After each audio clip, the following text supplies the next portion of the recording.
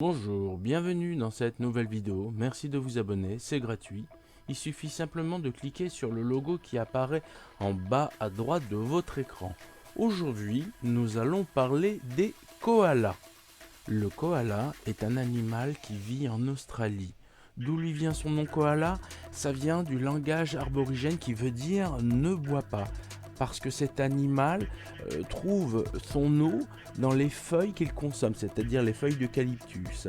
Mais il arrive malheureusement à certaines périodes de sécheresse qu'il ait la nécessité quand même d'aller au sol, d'aller jusqu'à une rivière et boire de son eau. Mais malheureusement cet effort est tellement intense pour lui que c'est pas très conseillé. Il préférera donc rester gentiment sur son arbre et essayer de récupérer à toute occasion l'humidité qu'il peut y avoir soit sur la feuille, soit par rapport à la rosée du matin. Surtout que la période où il est le plus vulnérable, c'est vraiment quand il est au sol. Donc un koala fera toujours tout pour rester sur son arbre. Le koala vit en Australie. Il ne faut surtout pas le confondre avec un autre animal qui s'appelle le paresseux. Cet animal pourrait faire penser à la façon de se comporter au koala, mais ce sont deux animaux totalement différents. Le paresseux vit en Amérique centrale ou en Amérique du Sud. Mais comme vous pouvez le voir dans cette image, ils sont quand même physiquement assez différents, c'est clair. Il y a de nombreuses choses à dire sur le koala. Déjà, on peut dire que c'est un marsupial. La durée de vie pour un mâle est d'environ une quinzaine d'années. Pour la femelle, ça rapproche plutôt la vingtaine d'années. Le koala mesure en moyenne entre 60 et 85 cm et son poids est variable entre 4-5 jusqu'à une quinzaine de kilos selon les espèces de koala. De nos jours, c'est une espèce menacée. La fourrure de cet animal est imperméable et elle peut avoir soit des couleurs qui vont du gris ou alors aller jusqu'au marron. Le koala, pour les membres postérieurs, a pour chaque membre 5 orteils et pour les membres antérieurs a 5 doigts pour chaque membre. Et comme vous pouvez le voir, il a des griffes qui lui permettent de se déplacer dans les arbres.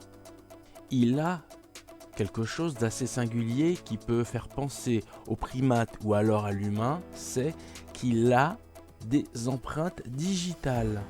Autre chose qui peut faire penser à l'humain, c'est sa queue, puisqu'il en est dépourvu. Elle n'existe qu'à l'état de vestige, donc quasiment inexistante, et ça en fait aussi un animal assez singulier. C'est un animal qui a une bonne ouïe, qui a un bon odorat, mais qui a une vue assez mauvaise. Son odorat lui permet entre autres de savoir si une feuille d'eucalyptus est plus ou moins toxique, mais ça peut aussi l'aider en période de reproduction vis-à-vis des femelles. Si un jour le koala n'a pas d'autre choix, il doit descendre de son arbre, mais en plus il doit aller nager. Il faut savoir que c'est un bon nageur, alors que paradoxalement il s'approche de l'eau quasiment jamais. De nombreux animaux s'en prennent au pauvre koala. Il y a entre autres le dingos, mais il y a aussi la grande chouette qui s'appelle Ninox truena, il y a aussi les aigles d'Australie, il y a les varans, il y a les pitons. Et le pire, bien évidemment, c'est l'homme qui, à un moment donné, s'en est pris à lui par rapport à sa fourrure. Il faut savoir que le koala dort entre 18 et 20 heures par jour. Pourquoi autant d'heures? C'est simplement déjà parce que son alimentation est énergétiquement très faible. Donc il ne peut pas trop se déplacer, trop bouger parce que ça l'épuiserait et ce serait dangereux pour lui. Une autre raison qui fait aussi qu'il doit beaucoup se reposer, c'est son alimentation. De quoi il se nourrit?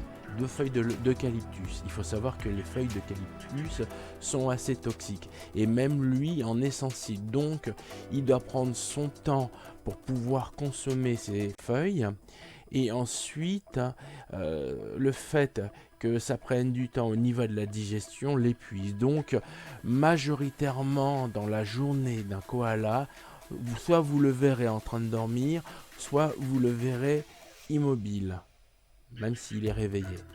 Le koala n'est joueur que quand il est jeune, puisque quand il devient adulte, à ce moment-là, sa principale préoccupation est de se nourrir et de dormir pour récupérer de l'effort fourni par rapport à cette alimentation bien particulière.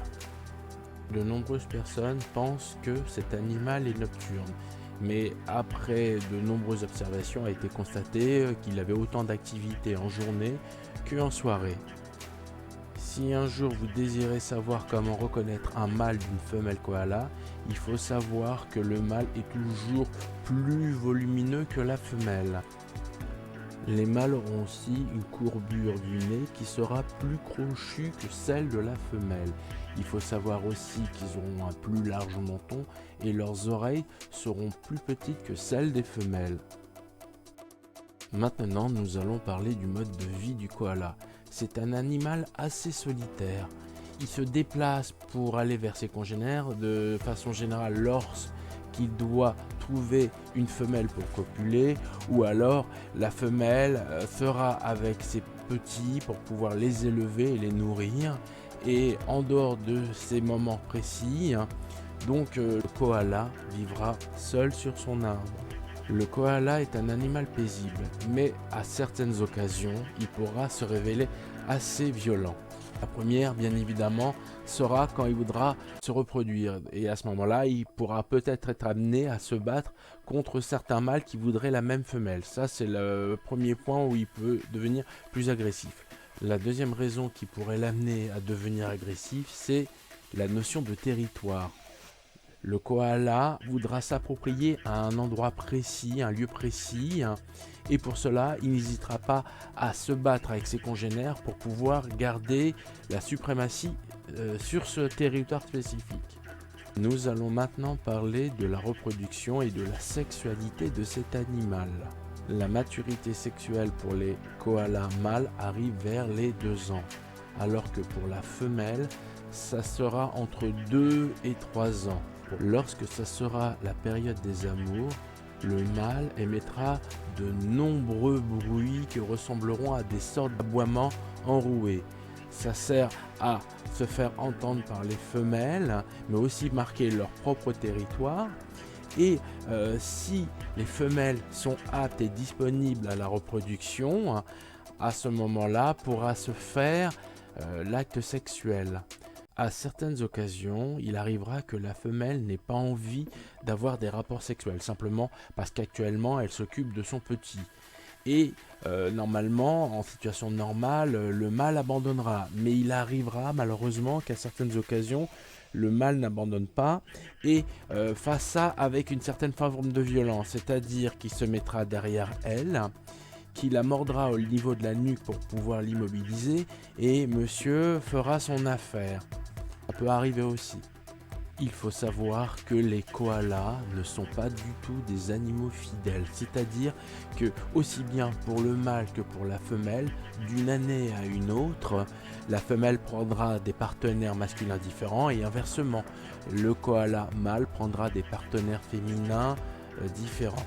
Par contre, souvent, par rapport à des notions de territoire et d'accouplement, il y aura un territoire d'une femelle et le mâle se répartira entre les territoires de 3 jusqu'à 5 femelles pour pouvoir honorer ces dames.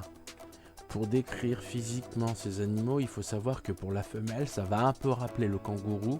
Madame dispose de 2 vagins et de 2 utérus.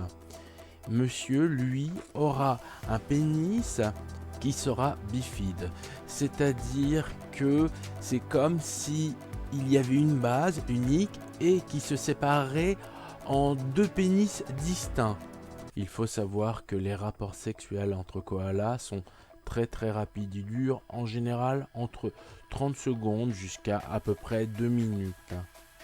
Si madame est fécondée à la naissance du nouveau-né, celui-ci fera en taille approximativement entre 1,5 cm et 2 cm de long.